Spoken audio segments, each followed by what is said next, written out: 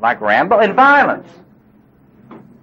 The violent personality who goes into rages a lot and who acts out violently a lot. You see the boy warrior or the girl warrior sometimes. I've worked with a number of people who've been battered by their wives. Couldn't that also be people who get fanatical about causes? Yep. She says, couldn't that also be people who get fanatical about causes? And that would be absolutely an expression of that. You can talk about the way in which the messianic warrior comes out in this. When a person gets into some particular social movement or social cause, and it takes, one of the interesting things about it, you can always tell when it's an inflation because it's so one-sided. In other words, that consumes the individual's life. And this is one of the things, another form it takes that's not as bizarre as that, the one I'm more subject to, is workaholism. See? The obsessive-compulsive personality is in many ways just as inflated as the narcissistic personality disorder. It's just that the obsessive-compulsive, in the obsessive-compulsive, it's going into the warrior configuration. See, the warrior is into working, carrying out the mission, and nothing is important but the mission. The family's not important. See? Feelings are not important. The children are not important. Nothing is important except the mission. When you see people that are into professional careers to the exclusion of all relationships, you see an inflation, what I would consider a grandiose, pathologically infantile inflation in the warrior configuration. This is a very common one among professionals, particularly among the yuppies today. I mean, you'll see a lot of them who get totally fixated upon this and somehow don't understand what's happening when they cannot get shifting any gears into building a family, for example. There seems to be no energy for having a family life, and no energy for any kind of intensive, committed relationships. Now, what about a grandiose inflation in the magician or the priest or priestess? How would that manifest itself? Anybody? Take a stab at it. Could be a pseudo-messiah, although messiahs tend to be more activists. They tend to be more kind of warrior kings. But there are some aspect, the religious knower, the one who has the religious message would be an example of that. I think that may be what you're getting at. Other examples of that. Yes. You could go... See, when you're inflated in a grandiose way in the magician, you want to know everything. See? And you don't want to do anything. See, you want to know everything before you do anything. See? And this is like, you see this a lot in us professors. Because, if there's any kind of crisis going on in society or anything, somebody gets hit by a car, we will have a commission to study it.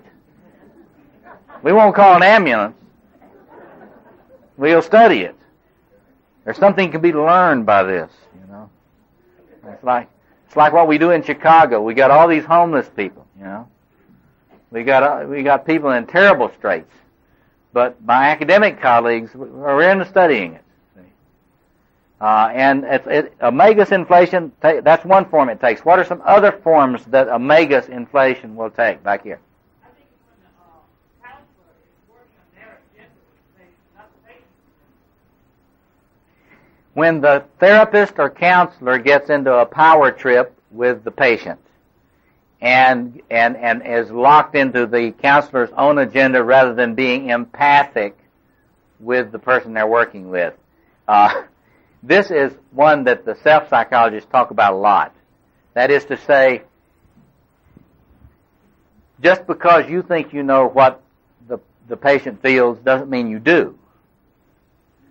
And they put a great deal of emphasis on empathy, trying to feel your way into the actual states, feeling states of the individual. If you're really into a power trip as a therapist, in this magus inflation, you won't do that. But there are other things that tell me more about therapists here in this. This is one that we therapists major in. We therapists really get inflated in the magician thing a lot. What are some other expressions of that? Schizoid. Absolutely. That is to say that if you're locked into this in an inflation, you may not look at all arrogant to somebody looking at you. But if you are grandiose in the magician form, you will pull out of relationships emotionally. That's what he means by schizoid. You will not be experiencing much energy in your feeling function with individuals. You will get more into that knowing business, you see. Others, yes. Super mom or super dad. I think super mom and super dad more come in this one. The person who is locked into mothering and can't do anything but mother. Oh, I see. Having all the answers. Anybody that is into just always having all the answers has got a lot of this. There's no question about it. But I'm thinking, when you got somebody that if it moves, they mother it. You know, they mother the husband, they mother the kids, they mother the car. You know, they're in this one. And of course, with the warrior, if it moves, they fight it. We won't talk about this one yet.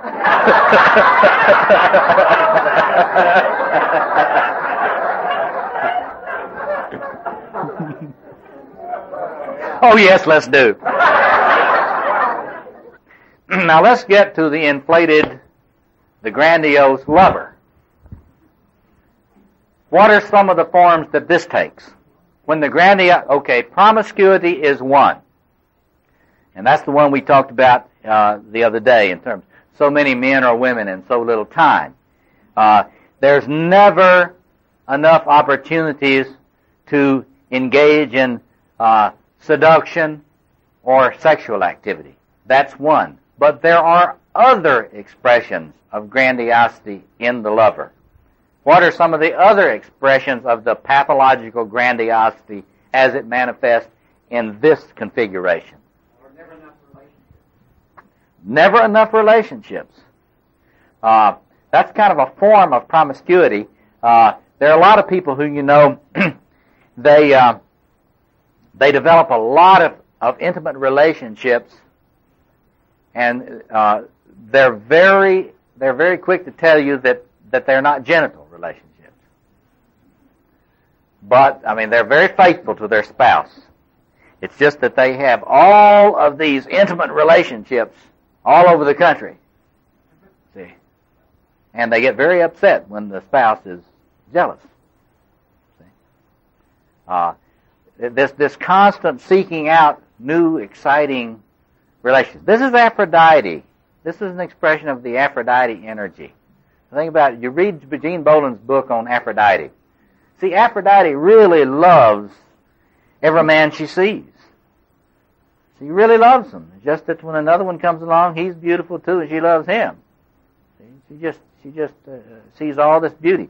But what are some other expressions of inflation or grandiosity in the lover configuration? Yes, John.